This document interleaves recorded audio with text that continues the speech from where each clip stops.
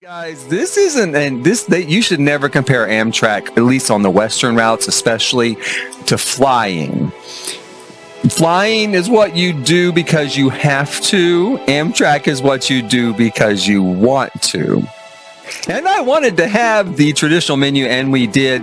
It's really, really good. Lunchtime that day, I had the artisan grilled cheese, which is well and truly got my first drink in hand, about to go through the mustard drill because I like to get it out of the way. I got on really early. Hi, I'm Jason Sterling, and this is the Amtrak 2022 Land Cruise. Today we're actually going to board the train. Today, this is day three of our voyage. We have arrived at our embarkation port, the city of Denver, and spent an excursion day there, having a great time, super great city. But now it's time to leave the city, the Mile High City, and head out to the city by the bay, a 2-day journey through some of the most beautiful track that Amtrak has to offer. But first, we've got to go to Union Station. Okay, so we set out on a 10-minute walk from our hotel, the Hyatt Centric, to Union Station. The Union Station that we see now is actually the second Union Station. The first Union Station was built in the city of Denver in 1881, and at the time, it was the largest structure in the American West. Unfortunately, that structure was torn down around 1914, and the new building that you see today was built at that time. It celebrated, of course, recently its 100th anniversary, and it was extensively rehabilitated. It is a great center now for some light retail, some restaurants, transit center for the city of Denver. That's actually where the rail line from Denver International Airport comes into downtown Denver. And it is where we will catch Amtrak, our Amtrak train, of course, going through there at 8 a.m. And you have to be there at 8 a.m. on the dot. We left a little early from the hotel to make sure we were there on time. You do have to be on board the train at 8 a.m. It leaves promptly. Don't get left behind. It's a long walk to your next port. Now, I've got a few pictures here, of course, of Union Station. As you can see, it is an environment from another time. You can compare it to any airport today. It feels like a place out of time. It feels like, and it is, the stage for a more leisurely type of travel and a more leisurely time, as the train is. Train is a very leisurely trip. I've said before, I'll say again, the train is not what I use to get to vacation. The train is an active part of my vacation. My airline flight to Denver, that's what I use to get to vacation. That's my necessary evil. The train is a joy to take and a big part of my vacation. So if you're ever in the city of Denver, even if you're not taking Amtrak, I do highly recommend stopping by Union Station, grab a bite to eat, take a look around, see some history. But it was time for us to go. It was time for us to board the California Zephyr. You can see our itinerary right over here. We were going to pass through some of the most beautiful parts of the United States. The Rocky Mountains, the high deserts of Utah, the Sierra Madres of California, and then down through the agricultural land of California into San Francisco itself. Although often people will only take this route from Denver to, I think it is Glenwood Springs, I think it's called, Colorado. Seeing the Rocky Mountains as the most beautiful part of this track, I think that really leaves you out at the end. The high deserts of Utah, the Sierra Madres of California are equally beautiful in their own right. Absolutely stunning, absolutely gorgeous. I highly recommend the entire journey from Denver to Emeryville. Never mind, not just those that I mentioned, but coming into Emeryville itself, we're going to show some video of this. We're going to have some pictures coming up in the next video. Coming into San Francisco along the bay where your train runs right along the water, there's only a spit of land between you and the bay itself. And then that first view of San Francisco as you come around out of the trees suddenly break, the view suddenly breaks, and you have the most incredible shot of the skyline of San Francisco across the bay as you come into your final destination of Emeryville. So you don't want to miss that. Don't just do the stretch from Denver to Glenwood. Go all the way, as we're doing, go all the way to San Francisco.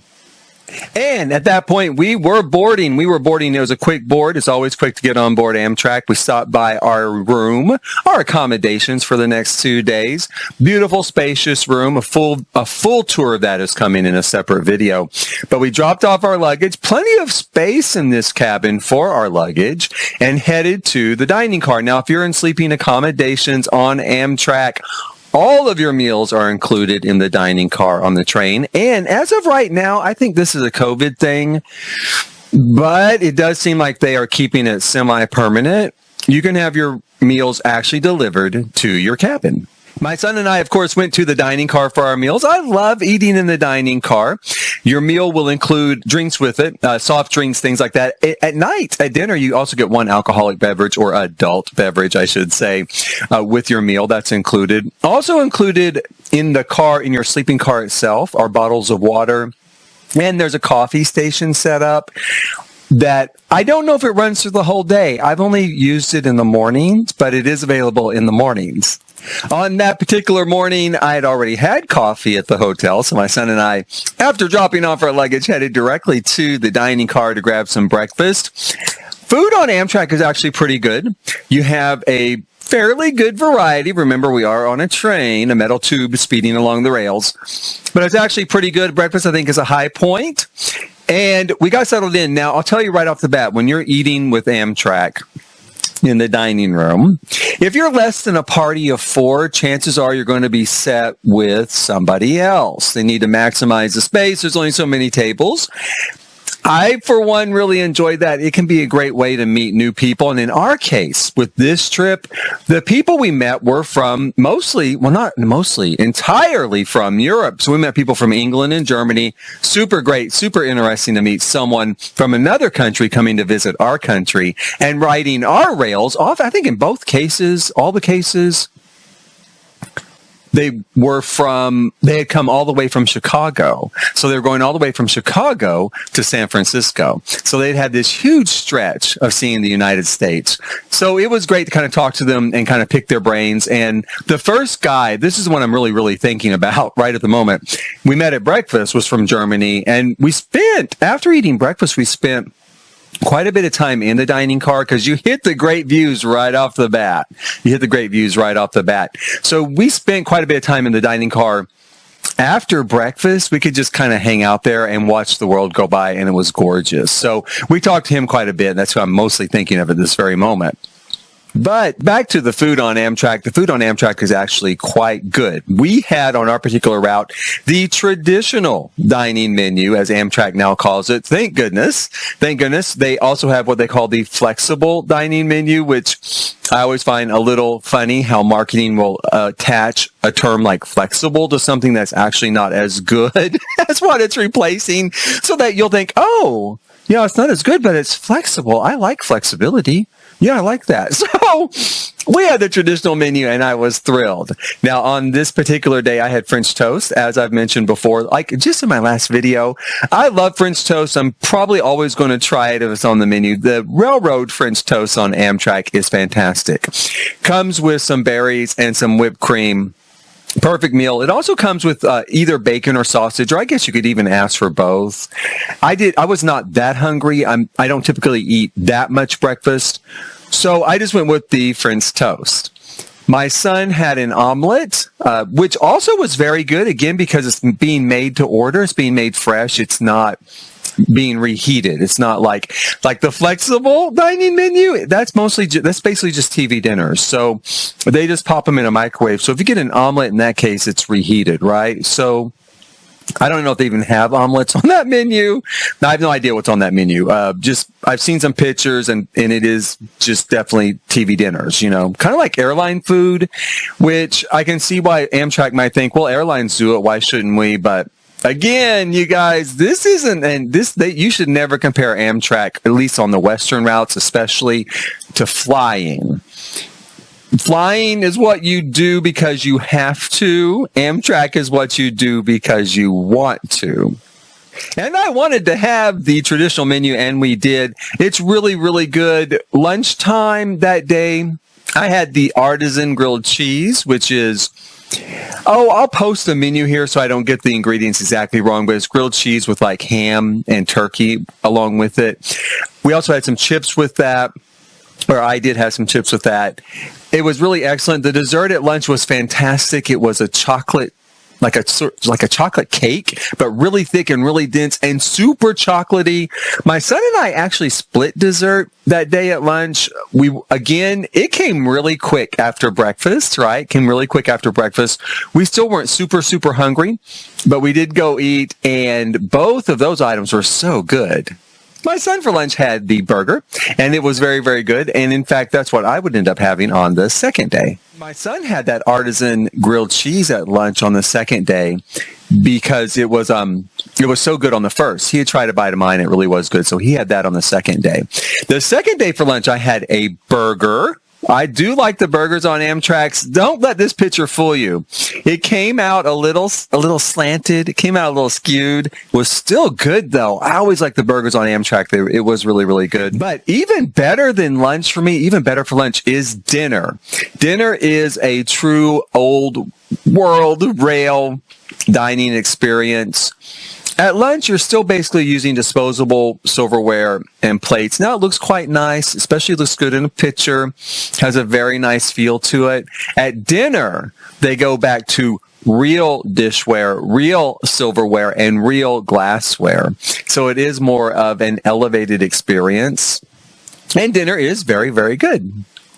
Now, dinner is a 3-course meal. You get appetizer or salad, an entree, and dessert. Now, quite unfortunately, on this trip, they were all out of appetizers, which always seems odd to me because, I guess they only fill the larder up. They only bring on stuff maybe in Chicago. So then by Denver, they were out already. I don't know. I'm not sure.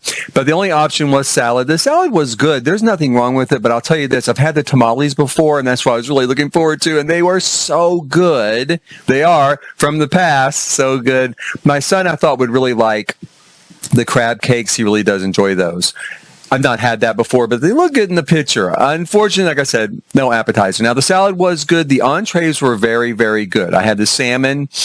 Maybe it was a little bit dry, like maybe it was waiting on my son's order, so got a little bit dry under the heat lamps, but not bad. And the vegetables and the rice that came with it were super good. I really enjoyed it.